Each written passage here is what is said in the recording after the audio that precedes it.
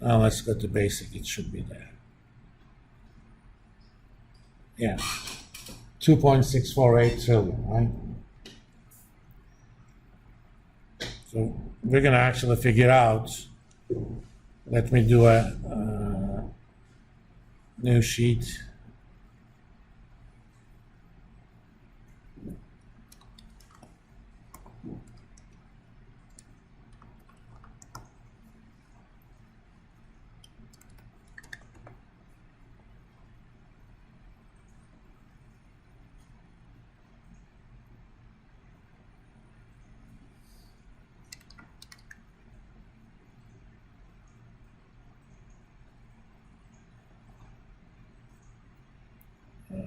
$38.97.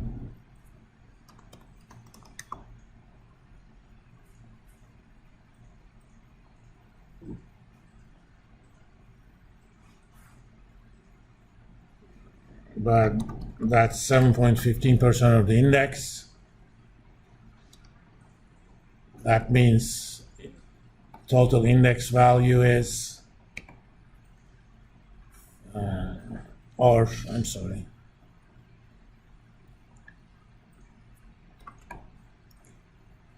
The ratio of the two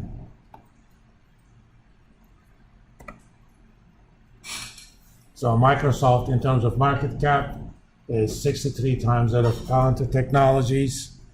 That means its weight is going to be that bigger.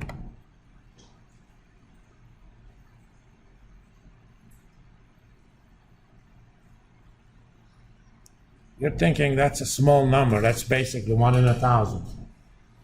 Well,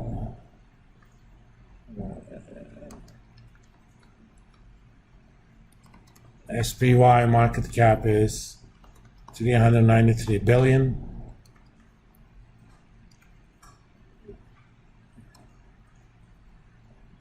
So the actual amount invested in Palantir, I'm going to multiply that by 1,000. So that's in millions.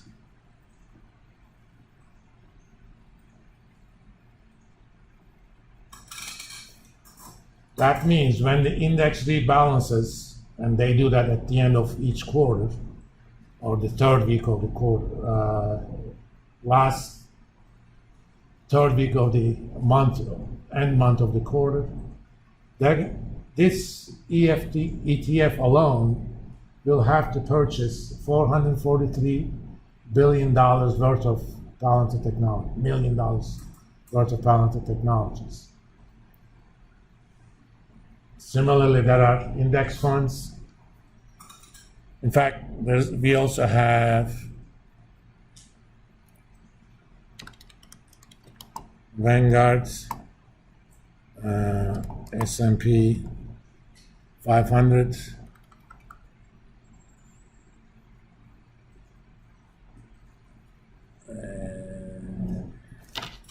again, I have to look it up from my phone.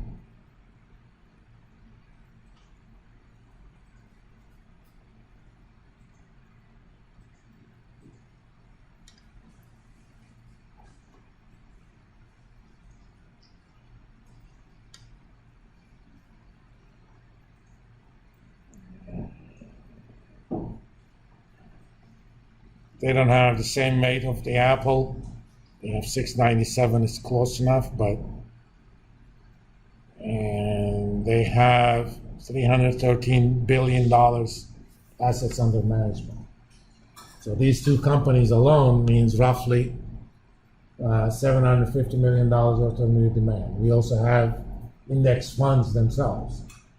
So when a company goes into an index like that, it does mean a lot of demand. So pay attention to those when you're making investment decisions. Or sometimes certain companies get out of the index. If Palantir is going to be part of S&P 500, somebody else is going to get out. You can have only 500 companies. Similarly, it's going to make into NASDAQ 100. just because of its sheer size. So there'll be more demand. There is a NASDAQ 100 ETF, for example, the Cube, it's affectionately known as.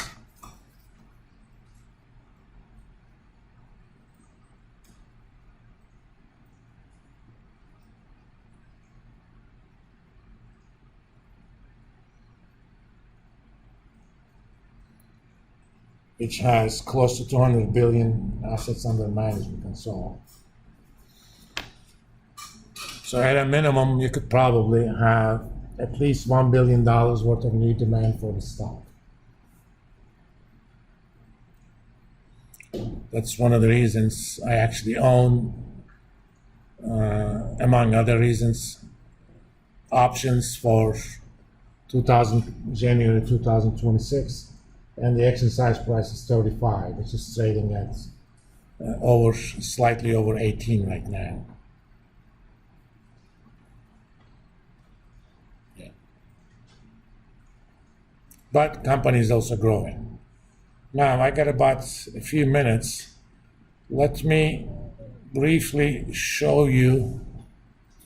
We could also calculate a profit margin, which is basically net income divided by sales. I will link that to you. I'm going to actually look at statement of cash flows, okay? There are certain items that we actually see in there.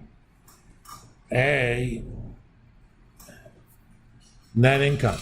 Oh, I'm sorry, depreciation and amortization. So if you remember some of the cost of revenue,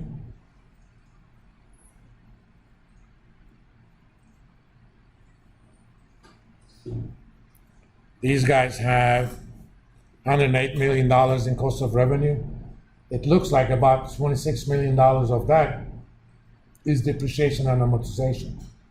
So in a sense, in a kind of cash kind of sense, their gross margin is even higher. Obviously, that also means their operating margin is also higher.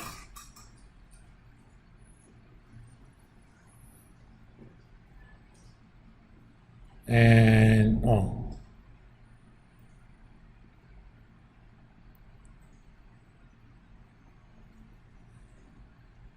thank you. And look at their research and development, 100 million. And let's look at the statement of cash flows. Stock-based compensation is 343 million. Not all of that is option related, okay? Because option related stuff almost exclusively goes to R&D. Sometimes you actually pay your employees in stocks. That is not a payment for their future work. You basically tell them, I'm granting you restricted stock. That means you own it, but you cannot use it unless you leave the company. Or there's a certain time limit on it. We're going to find those from the notes, but that'll be the topic of Wednesday. But at a minimum, let me find that out.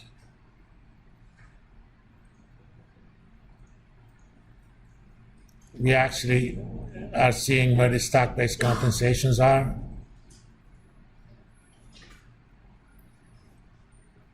Let's see.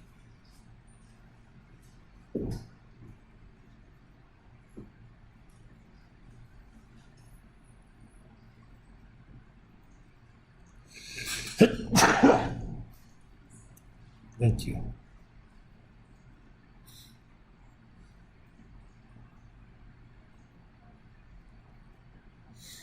Yeah, we know exactly how much of them are restricted stock units, but we'll go into details on Wednesday. All right? So by kind of informal assignment to you, you each know your group's companies, right? And in case you didn't, by the way, Carter has come.